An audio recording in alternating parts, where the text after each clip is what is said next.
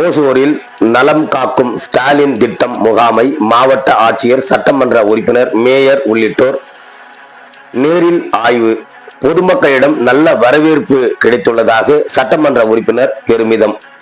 சென்னையில் நடைபெற்ற அரசு விழாவில் தமிழ்நாடு முதலமைச்சர் மு.க. ஸ்டாலின் நலன் காக்கும் ஸ்டாலின் என்ற திட்டத்தை காணொலி காட்சி வாயிலாக துவங்கி வைத்தார்.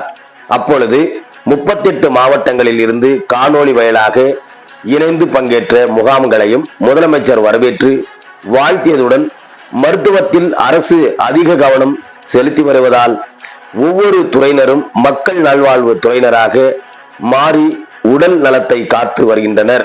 மேலும் மருத்துவமனைகளுக்கு வருபவர்கள் நோயாளிகள் என கூறுவதை தவிர்த்து மருத்துவ பயனாளிகள் என கூற வேண்டும் என்று காணொலி வாயிலாக முதலமைச்சர் உரையாற்றினார்.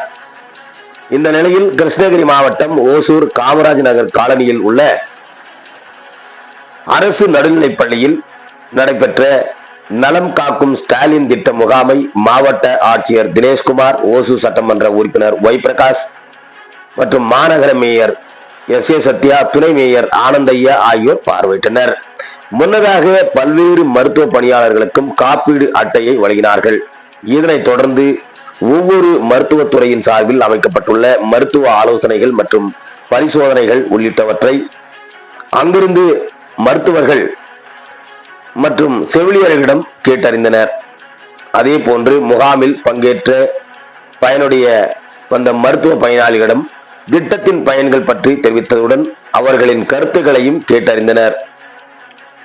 இந்த நிகழ்ச்சியின் போது ஓசூர் மாநகர சுகாதார குழு தலைவர் என்.எஸ். மாதேஸ்வரன், மாநகர வரிக்குழு தலைவர் சென்னீரப்பன், மண்டல குழு தலைவர் ரவி, சென்னீரப்பன், சீமராஜா, சென்னப்பன், சுரேஷ், சாந்தி சீனிவாசன், சாந்தி கண்ணப்பன் உள்ளிட்ட ஏராளமான பொதுமக்கள் என பலர் கலந்து கொண்டனர்.